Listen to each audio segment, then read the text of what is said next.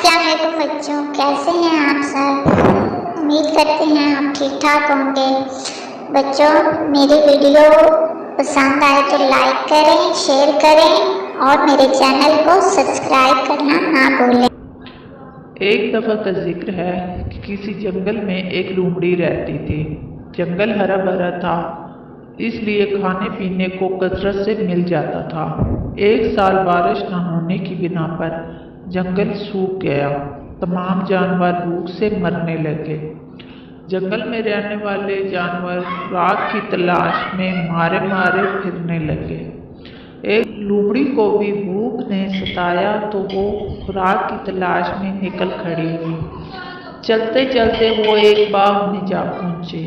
वहां अंगूर की बेलें थी जिन पर अंगूरों के गुच्छे लटक रहे थे। अंगूरों के गुच्छे देखकर लोमड़ी की भूख चमक उठी और उसके मुंह में पानी भर आया। लेकिन ये देखकर उसे मायूसी हुई, क्योंकि कूदने के बावजूद लोमड़ी की अंगूरों तक रसाई न हो सकी। मुसलसल उछल कूद के से वो थक चुकी थी। भूख भी थी, लेकिन अंगूरों के गुच्छे उसकी पहुंच से बहुत दूर थे। आखिरकार लोमड़ी ये कहते हुए वहां से चली गई कि ये अंगूर खट्टे हैं, मैं नहीं खाना चाहती।